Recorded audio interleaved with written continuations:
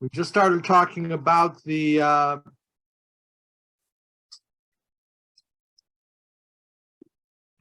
we're talking about transformation here, really. We're talking about the whole purpose. How do we bring the divine presence down here into this world through these two concepts, which are brought from the Zohar, but they are very practical and very applicable. One of them is called itkafya. Itkafya basically means impulse control. We want to do something we shouldn't do. We want to say something we shouldn't say. We want to think something that we shouldn't think. And we control ourselves. Itkafya. We push away the forces of evil and the forces of negative. And as the Rebbe says, that when we do that in this world, we are able to draw down the transcendent light of godliness into this world, as we'll be going into a little bit more in this chapter and the next chapter. That's itkafya. And then there is ithapcha. Ithapcha means that we transform the negative into positive. So,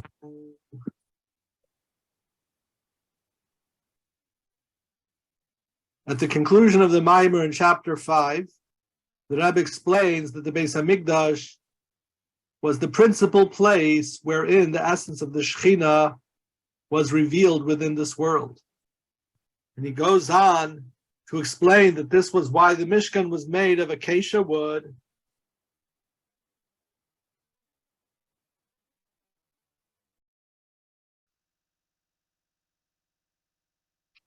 because that the Hebrew word for that is atzei shitim. So shitim is associated with the idea of shtus, which normally means folly, stupidity. And so he explained, for man's goal is to transform the folly of unholiness and the animal soul's passion, that is the folly that is lower than reason, into the folly of holiness. So sometimes people end up doing something because of the Yetzer Hara, the evil inclination.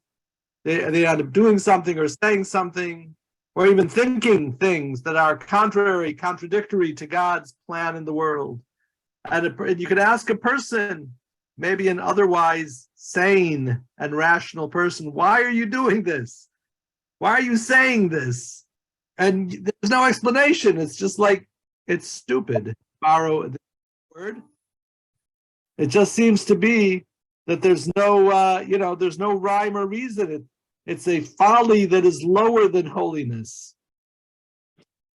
And to take that folly and to use a folly to do something that makes no sense, and turn it into holiness. As our sages said concerning a certain instance, the venerable sage has been served well by his folly. So this was, let me tell you that story again from last week. There was a story in the Talmud. There were great sages. There was the great sage of the Mishnah, Rabbi Yehuda, the son of Rabbi Levi. Anytime it says in the Mishnah Rabbi Yehuda, it is referring to this great sage of Rabbi Yehuda Bar Ilai. He was an amazing scholar. And he would go to a wedding and he would throw up a branch of myrtle, hadas. You know the myrtle that we use on Sukkot? It grows in Middle Eastern areas. I don't know if you have it, if it grows in Florida. Certainly, I don't think it grows in Minnesota or Chicago. Where I live, I have a few bushes, myrtle bushes in my front yard. They're very beautiful and very fragrant. Rabbi Yehuda bar Rabbi Levi would take this branch and he would throw it up. And Rav Shmuel, a later sage of the Talmud, whose name is Rav Shmuel bar Yitzchok, he would take he would take it and he would do it with three. And Rashi says he would throw one up and catch, throw one up and catch, or as we say in English, juggle. So he would juggle these branches. Rab Zera said, you are embarrassing your status by going to a wedding and juggling with branches. Of course, at a wedding, we want to make everybody happy, but is that the job? You know, like I said last week, if you saw the chief rabbi, the greatest rabbi going and doing activities that, juggling at a wedding, we'd say it's not according to his dignity. And Rav Zera chided him in such a way. But then when Rab Shmuel Bar Yitzchok passed away, there was a pillar of fire in front of his coffin, something that occurs to only one or two people of the generation, the greatest people of the generation. And then Rab Zera, who had chided him, said that the venerable sage has been well served by his folly. In other words, his whole idea of acting in a totally inappropriate way, but in a totally inappropriate way in holiness, right? You understand? For this was a degree of self-effacing divine service that transcended even holy intellect. This is an amazing thing. And I'll tell you that... that's an amazing story. Now I understand what that line means, self-effacing folly. Now I get it. Right.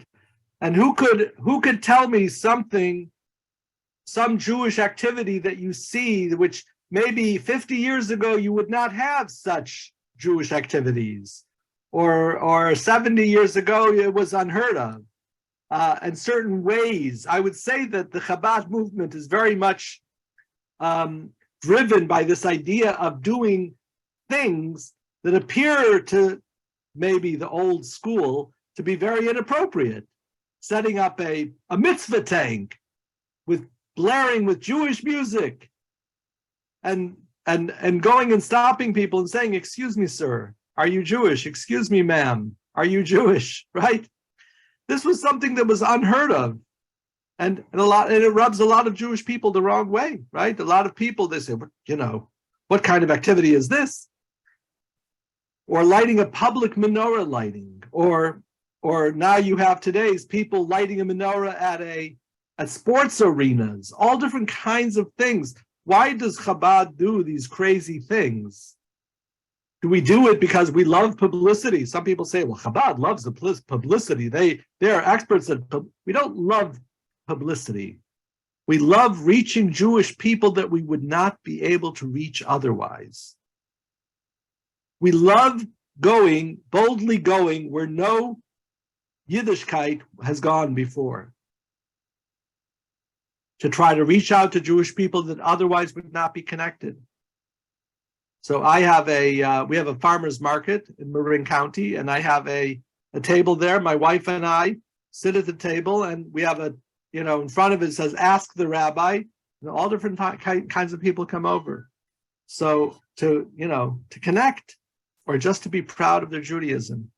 And this is a path that the Rebbe has paved, this idea of what we call shtus de kedusha, folly of holiness, doing something that maybe is out of sync. It's not out of character for rabbis, right? Sometimes you could have great rabbis who are, sometimes I'm astounded myself, rabbis who are like great scholars of Judaism, but they're going to be doing and engaged in activities that certainly for their level of dignity, it's going to be a level of foolishness, so to speak. But it's foolishness of holiness, because the question is, how can we reach this Jewish person? How can we reach this Jewish person that would otherwise we wouldn't be able to reach? And all of Chabad, really, so many of the activities of Chabad today can be understood in this context, in this paragraph right here, as the Rebbe put forth in his first discourse of Yud Shvat of the year 1951. Whatever was demanded of us by the Rebbe of blessed memory and by all of the Rabbeim, they demanded of themselves. Now the Rebbe kind of shifts gears and basically tells us that we see regarding God Almighty, says he tells his word to Yaakov, his statutes and ordinances to Israel, and our rabbis say that's it's a verse from Tehillim, and our sages comment that what he does, he tells the Jewish people to do and observe. In other words, God is telling us to do what he himself does. And the Rebbe now says the same is true regarding the conduct of our mentors and Rabbeim.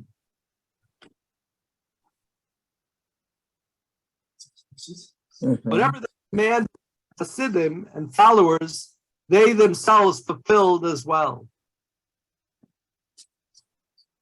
In other words, the Rebbes, our holy teachers, are asking us to do it because they themselves do it. And the reason that they revealed to us that they too perform these things was in order to make it easier for us to perform. In other words, when stories are told of our holy teachers, whichever they may be, it's in order for us to understand that we can do it too. It's empowering. And accordingly, there are many stories regarding the love of a fellow Jew involving each of the Rabbeim. So the Rebbe finds this. The Rebbe now kind of veers from his topic of shtus, of folly, and now veers to love of fellow Jews. So in his inaugural address, in the first discourse of the Rebbe, setting the pace, he basically goes and talks about Ahavas Yisrael, loving his fellow Jew. And so how many stories are we going to have? We're going to have 6 stories because the Rebbe is the 7th, right? The 7th generation.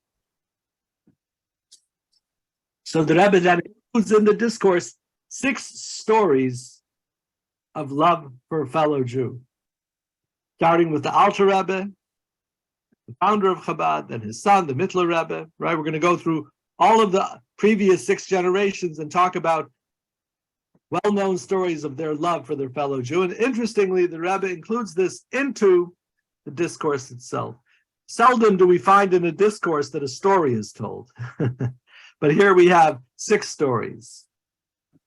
Alter Rebbe, for example, once interrupted his prayers in order to go and chop wood, cook soup, and feed it to a woman who had just given birth because there was nobody else to do it.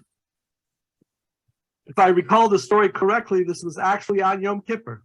And on Yom Kippur itself, the Rebbe took off his talis and went, and there's a woman who had just given birth, and the Alter Rebbe went and prepared all of this and took care of this woman.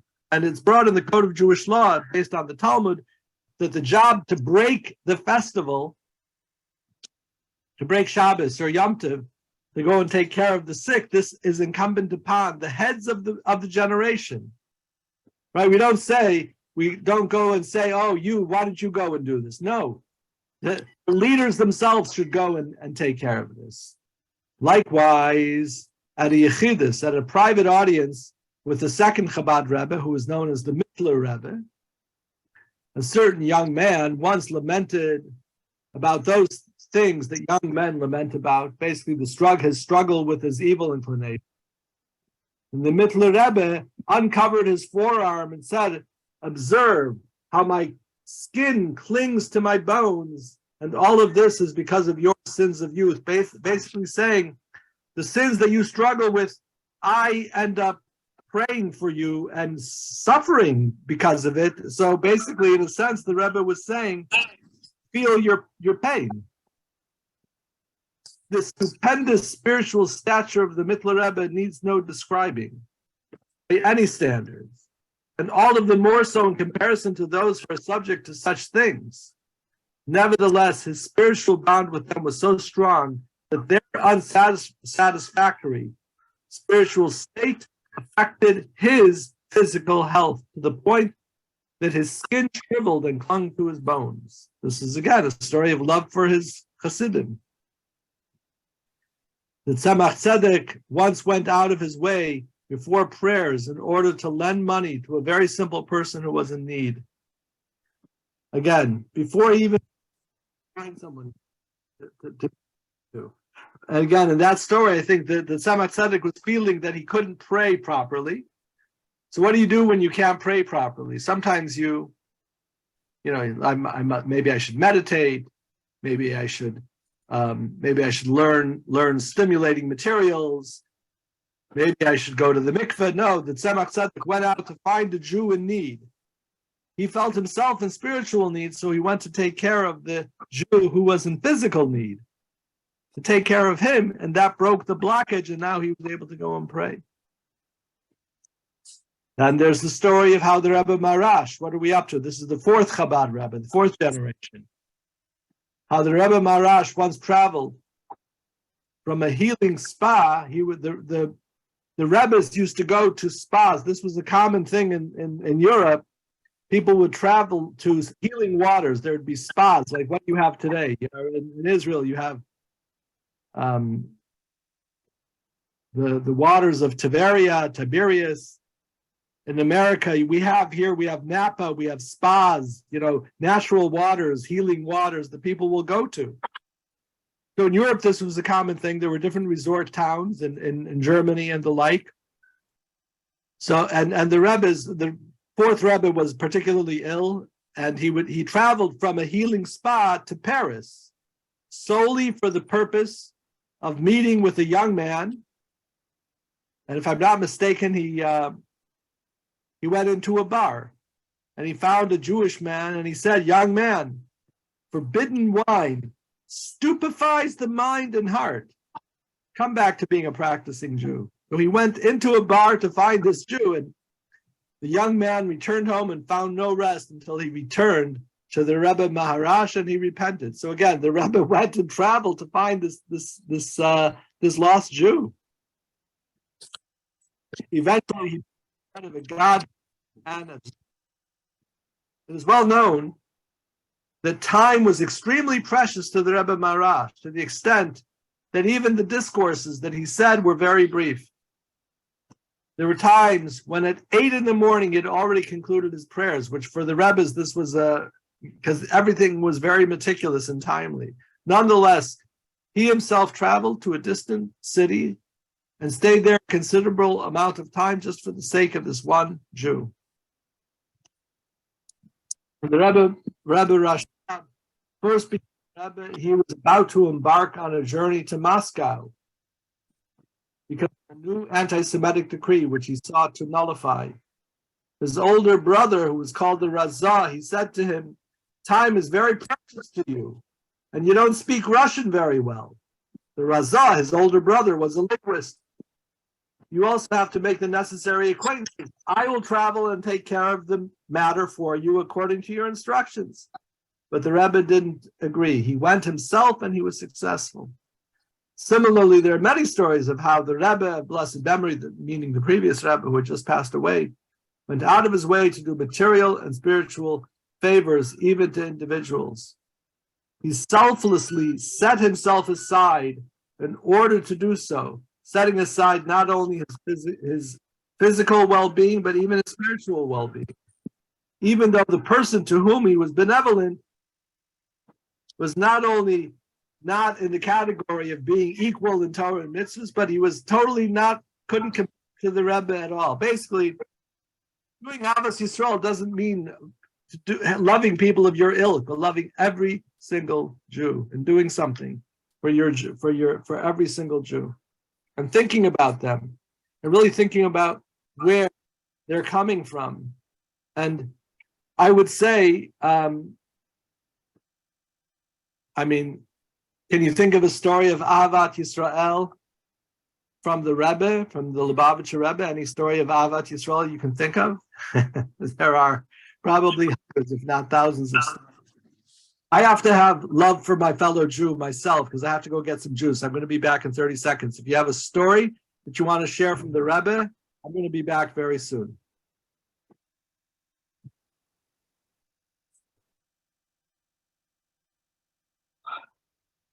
Что такое?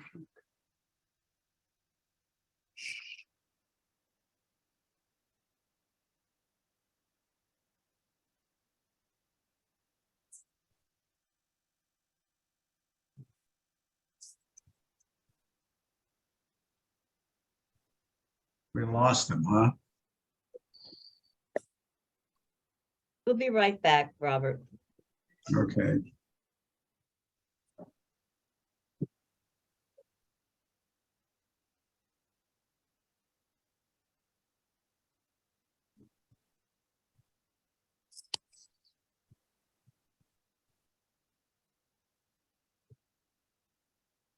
Смотри, ты простынешь, такой потный. Здесь не так уж и сильно жарко. 83. Хорошо. Так иди в спальню. Что за проблема?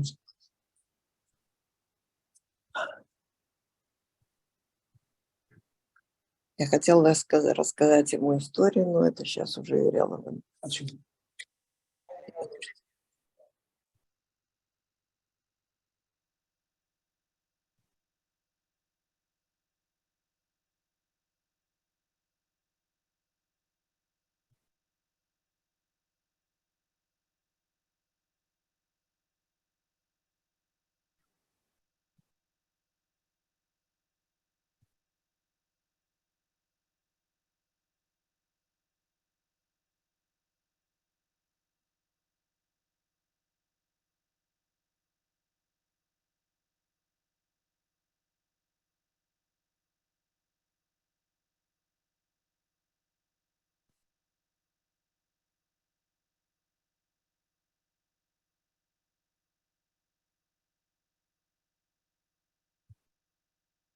Did you come up with some great stories? I apologize. When my blood sugar goes low, I gotta get juice. So, having Ahavat Yisrael for yourself sometimes is just as important.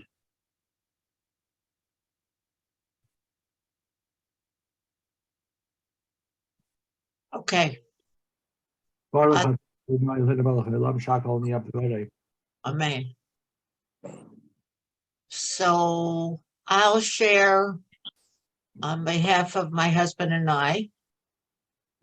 We were volunteers for the Joint Distribution Committee, the Jewish Service Corps in Dispoli, Italy for a year. And we worked with Chabad. And when we were ready to go back again to visit, after our year was over, that was the next year for Hanukkah, we went to see the Rebbe on his Sunday morning giving out the dollars. And before we even said anything, he gave us each $2 because he said, give it over when you get back to Italy. Wow, beautiful.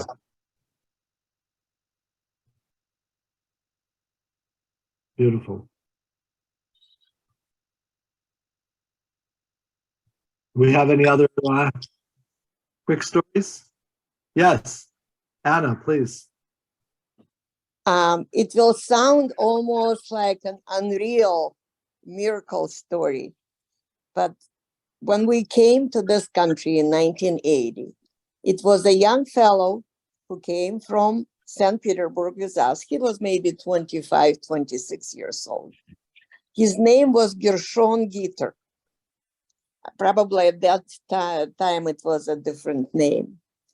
And he married a young Russian woman. Pardon me? Reb Girsch. Yeah, Girsch. He was the Russian Girsch. He was the Russian rabbi in. Yes. Buddha. Yes, absolutely. That's why his wife was told by a number of doctors that she would never be able to have children.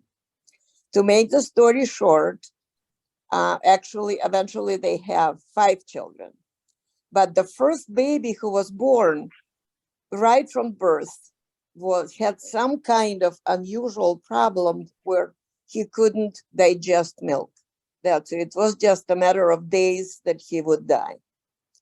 And Gershon, he was a person who had absolutely nothing to do with religion. As a matter of fact, he was known in our community as someone who was very flamboyant, played beautifully piano, was very gifted scientist who actually worked on artificial lungs in Russia and was very well known as an assistant of one of really well-known professors. Anyway, the baby is born. It's a miracle by itself that, the child was born in a family where everybody was saying they would not have any kids. And you could tell that it's a matter of days that the baby will die. He tried everything humanly possible. And then for some very interesting reason, he went to Lubavitcher rabbis in our city of Minneapolis. I think it was even St. Paul at that point. Yes. And they gave babies, it looked like it was just water. Anyway, the child survived and became actually he is a rabbi too now. His name is Reuben Gitter. And the young man simply gave an oath, simply this promise that he will completely dedicate his life to God. He went to yeshiva, even though he was already in a very promising position, started his own business because that was the only way for him to support his family. Traveled from Minneapolis first to New York, where he became very close to Rabbi. And even though it was such a huge difference in age, whatever happened in his life, he actually was consulting with Rabbi Schneerson. Anyway, he has 5 children, 2 boys and 3 girls, and all of them, thank God, are really well, and everything is good. They are all married, all became Orthodox Jews, and nothing changed in the family. Unfortunately, 3 years ago, he was diagnosed with cancer, pancreas cancer, and died at a very young age in a matter of 3-4 months. But his wife remarried, after a year and found another really beautiful, really handsome man who is taking very good care of her. But the Gershon, since he came back after being in yeshiva, he opened Chabad for Russians only. And for 10 years, our family and all of our friends were attending his classes. And it was just the most amazing introduction to Judaism that you would ever find. And believe me, I did not make up even one fact in No, I'm this sure story. not. I'm good friends with Rabbi Yochanan Friedman, who I understand helped out there for a little bit. Right, yeah. Not Manos Friedman's son. And Yeah. I mean, you have so many stories of really, I mean, even the fact that the Rebbe takes all of his his followers, and some very gifted and capable people, and says, you know what I want you to do? I want you to leave here and go and share Yiddishkeit with others. The whole fuel of the Chabad system is really love for your fellow Jew. That's really what it is. And the Rebbe's love for the Jewish people and all people, really, you can feel it because you see his students, his followers, and people who were actually even born after he already passed away, who are carrying on and continuing with this unbelievable love for their fellow Jew. It's just, that is the whole legacy. And really, Avas Yisrael in unprecedented ways. It's just so. It's amazing to see the idea being brought in the discourse, but then understanding that this was not academic at all. This wasn't just a big idea. This was put into practical application in the greatest way. And thank you for the story. Yeah, Rabbi Manos Friedman, actually, a person that we saw so many times at his lectures in Minneapolis.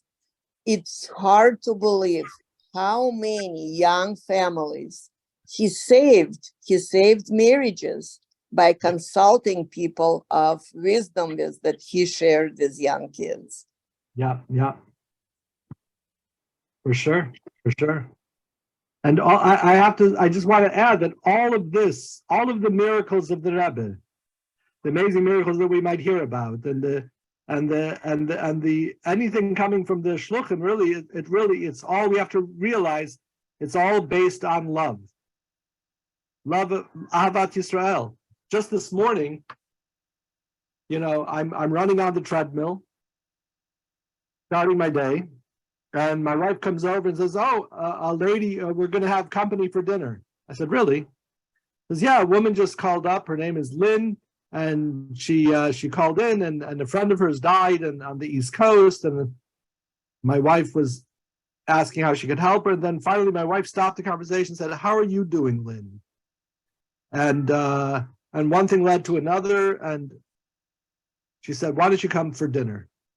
So it's not a holiday, it's not a Shabbat, there's no there's not another mitzvah involved. It's just helping a Jew who randomly called in, and she said, 'Oh, I have a neighbor who's even more Orthodox than me. Bring the neighbor, bring your friend.' So we're going to have friends tonight for dinner. There's somebody calling up who was going through a difficult thing, and I'll let you know how it goes next week. But I'm not sure. But I'm happy. I'm happy, number one, because of my wife's unbelievable love of her fellow person. And number two, I'm really going to get a nice dinner tonight. Okay. Hey, I'm not complaining. So no, my wife always makes dinner. I'm not complaining about that either. But anyway, so this is all the amazing ideas of Ahavat Yisrael, which the Rebbe, again, this was in the original charter for the Chassidim, right? So it's all about love of our fellow Jew. And we already studied a whole discourse on that, so we don't need to go back into that idea. Let's jump back into the mimer, into the discourse. And we're going to be going now from the stories back to some deeper ideas here. Not, certainly the stories are deep as well, profound. And like I said, especially since they're not just stories, it's the story of Chabad that continues on today. So now in chapter 7, the Rebbe continues. Any questions or comments? No. All right. So chapter 7, through the subjugation and transformation of the folly of unholiness into the folly of holiness, the objective of creation is accomplished, to provide a dwelling place for God in another world.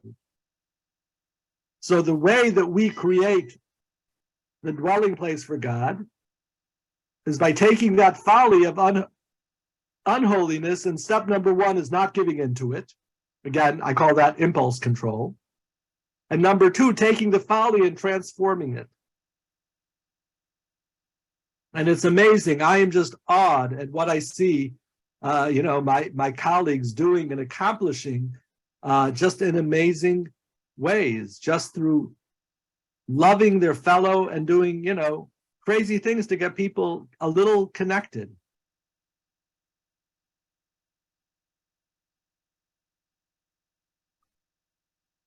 Indeed, the dwelling made for God in this world. So in other words, let's understand this a little bit. In other words, God filled this world. This is the big idea here. So I just want to explain this for a moment. So God made this world in such a way that it's filled with negative. Obviously, right? We all know, right? What we experience on a daily and regular level is not seeing God, not seeing godliness. But the whole purpose of this is, why? So that we push away the negative And through pushing away the negative, what do we create? We have now created a home for God. You understand that point? I mean, this is really the whole idea. God created the world where we have the preponderance of negative, of folly, of things that stand in the way of godliness and God himself. And in this place, the way that we create a God is by pushing away the negative from our own self and transforming the folly into a folly of holiness. So that's the big idea of Basi Lgani. So indeed, the dwelling made for God in the world through the subordination and transformation of materiality. So in a broader sense, it's not just the idea of the folly, but all physicality, all material is subordinated and transformed. So that was the creation of the Mishkan. The creation of the Mishkan was taking 15 different physical items, gold, silver, bronze, all of the different dyes and all of the different wools, and taking all of these very expensive, beautiful things and crafting them literally into a home for God. That is the Mishkan. That is the temple. Literally, a place for God was created. And then God says, I have to my garden. So then God says, Basi Lgani, I've returned to my garden. I've come to my place where I originally was, my place of where I originally intended to be. And now the Rebbe explains that when God comes back into this space, it is superior to that which existed before the sin of the tree of knowledge. In other words, God came down into this world. God originally created the world in such a way where he was present. All of the sins, God's presence departed step after step. When God comes back down into the world, it's not the same as before, but it's actually God's presence now becomes even much greater than it was before. But I was going to bring an analogy for this. Just as one raises a building in order to replace it with a new one, the new building must obviously be better than the old. In Florida, you know this very well, right? They'll get rid of, these houses or small complexes and build these high-risers. So the new building must obviously be better than the old. So too, we must say,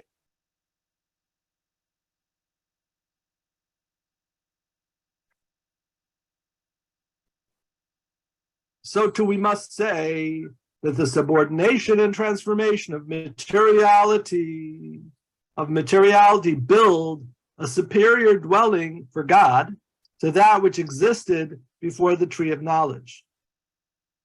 And so too does it state in the Mimer, the previous Rebbe's discourse, that through the subordination of the forces of evil. You know what that means, the subordination of the forces of evil? Boy, that sounds pretty grand. Subordinating the forces of evil. That means that I want to say something negative. I want to say some words of gossip or lashon hara. I want to become angry at a situation, and I don't. I find my deeper, truer self, and I subordinate the forces of evil, right, in our very own life. I think in every moment, what is it that God desires of me in this particular moment? How can I act in accordance with his will in this particular moment? And that means that I have to put aside what Yisrael Rice thinks, or what comes to mind in my, right? That's, so it's like sounds, wow, subordinating the forces of evil. Boy, that sounds pretty amazing. It is. It happens every day, all the time. When I'm studying, so sometimes, I get bored of what I'm studying. Could you imagine such a thing? Yeah. Boy, I'm making such confessions here. Sometimes I'm learning and I'm thinking, I want to do something else. And, it's not even that I'm bored necessarily, but there's so many other entertaining things to do in life today,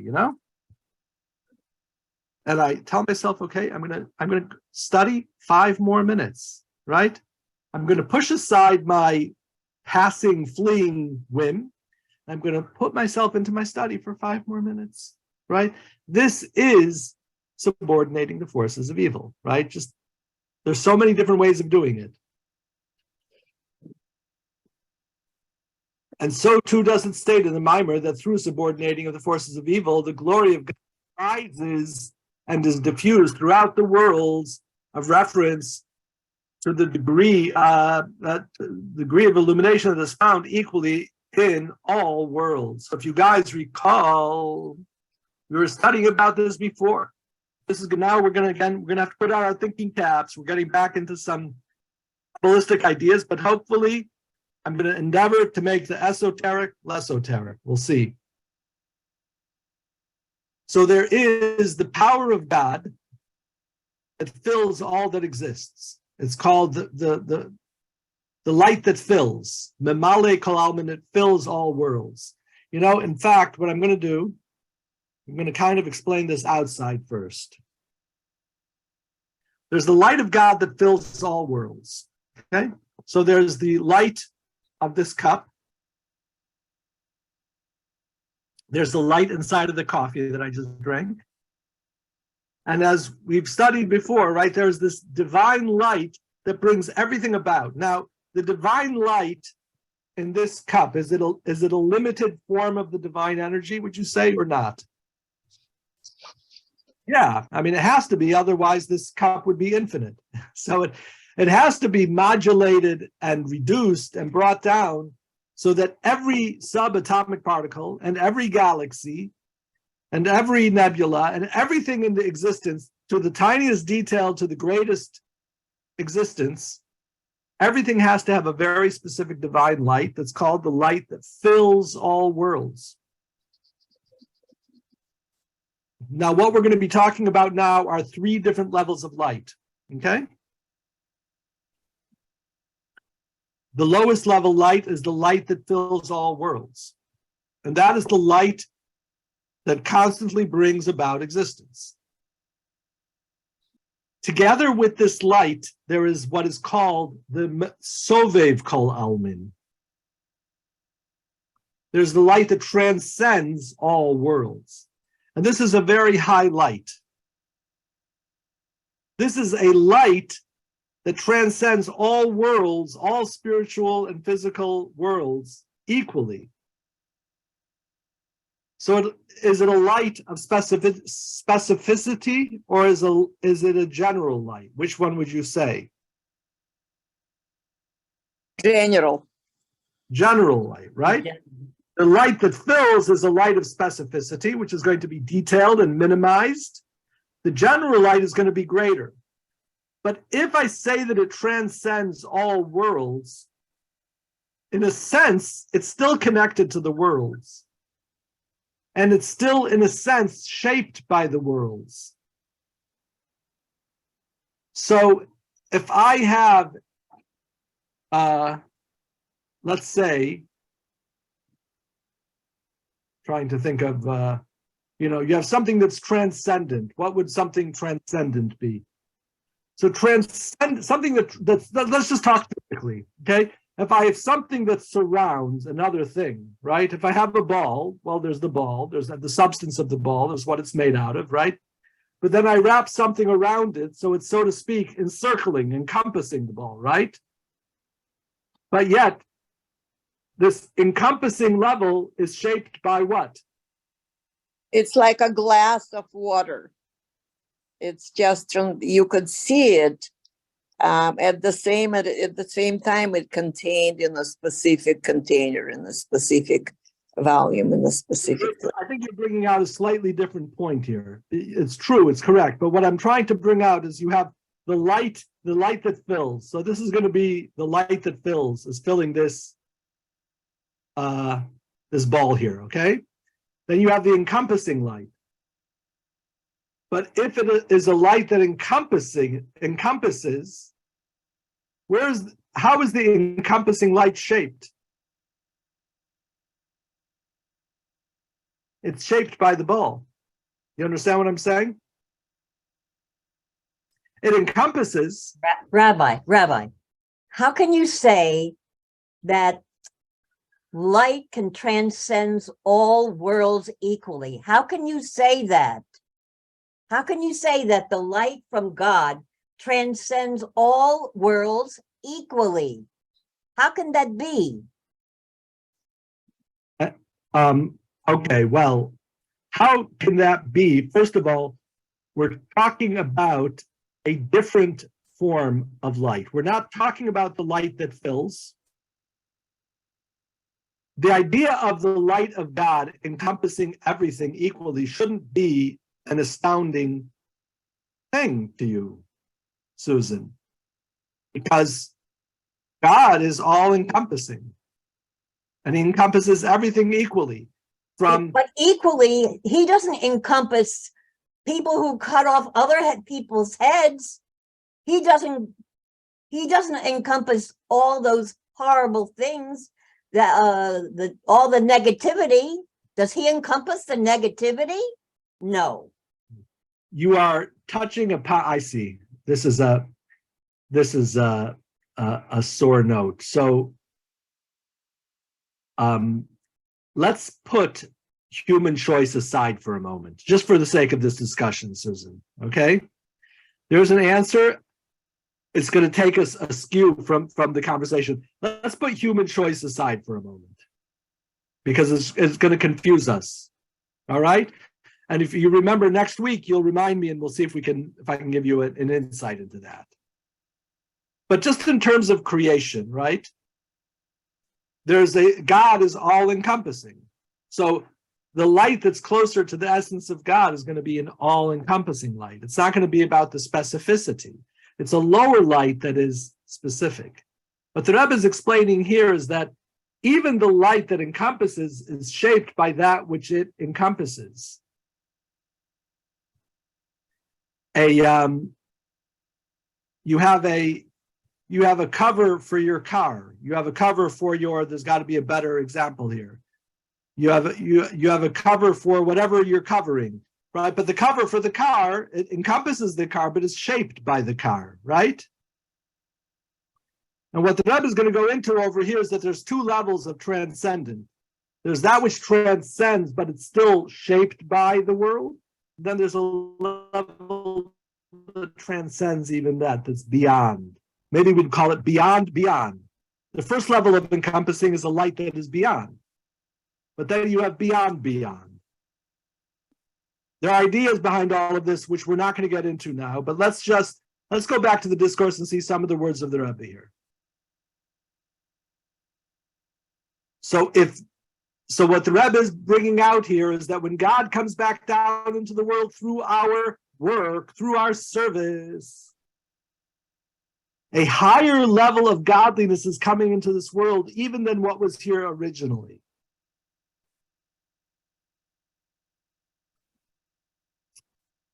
And I think we're going to speak a little bit about the idea of histalkus, because it's going to confuse us maybe a little bit. We can always get back to it.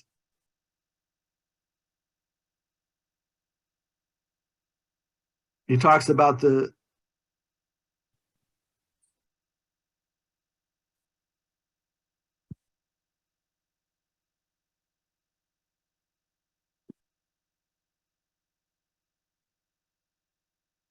all right, I guess, so he talks about the histalkus. What is histalkus? Maze, if Ben is still here, maze siluk, lisalek.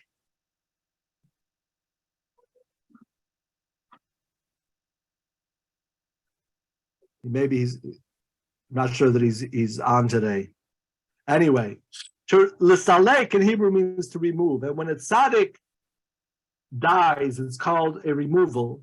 But yet when God's light becomes diffused throughout the world, it's called a histalkut, removal.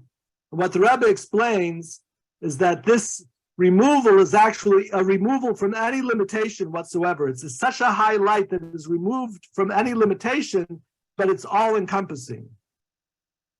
So while it is true that the expression used in the mimer is that of a light that encompasses all worlds, the intention cannot possibly be that there is drawn down a level of illumination that falls within the category of worlds, but nevertheless only encompasses them. This is the point that I was making above. The idea here is not that it encompasses the worlds, but it's still associated with the world. That's not what we mean here. Rather, the mimer is that there is drawn down a degree of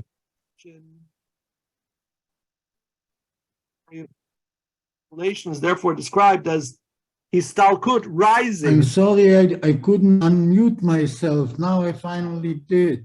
Okay. Did I translate the word lisalek correctly? Istalkut is disappearing, really.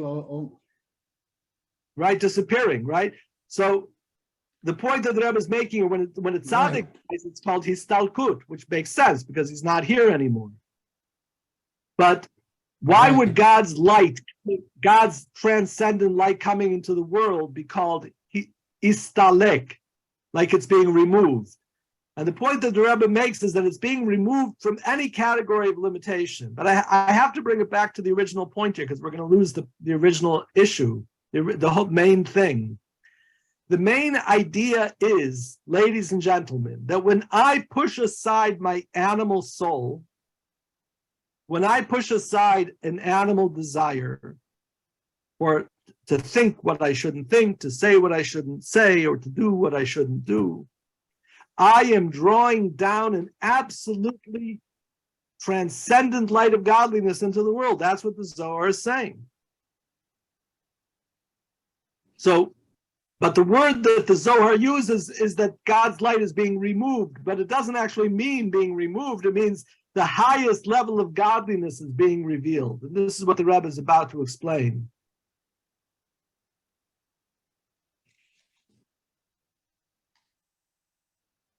This also explains why the demise of tzaddikim is called histalkus, for this term suggests the revelation of an exceedingly bright light, such as that brought about by the passing of a tzaddik.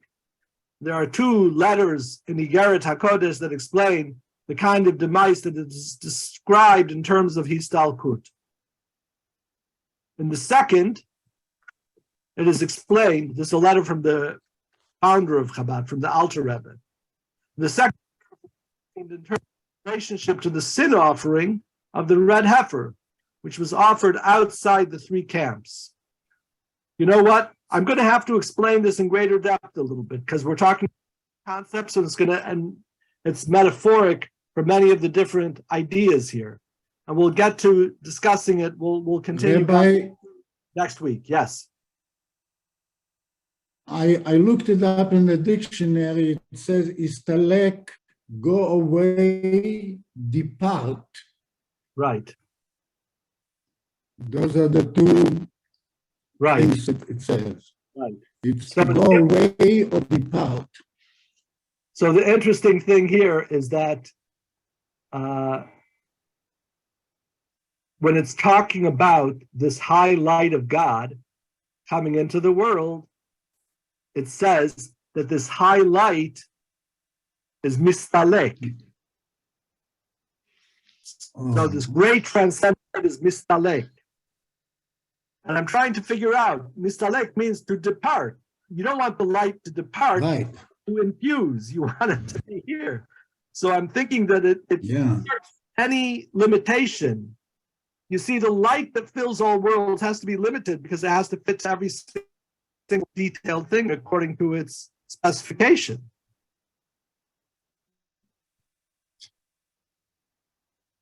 But this light is such a high light that we say that it departs. We don't mean that it's not infused, but it's infused in the world totally. We'll get back to it, God willing, next week. All right.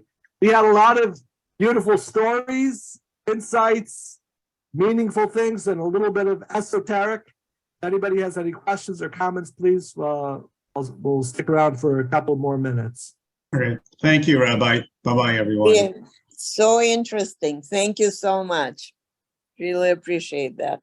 Thank you, Rabbi. Okay, thanks. Thank you, Rabbi. You're welcome. Thank you all for joining. And God willing, we will see you next week. Take care. Sure. Amen. Thank you. Bye-bye.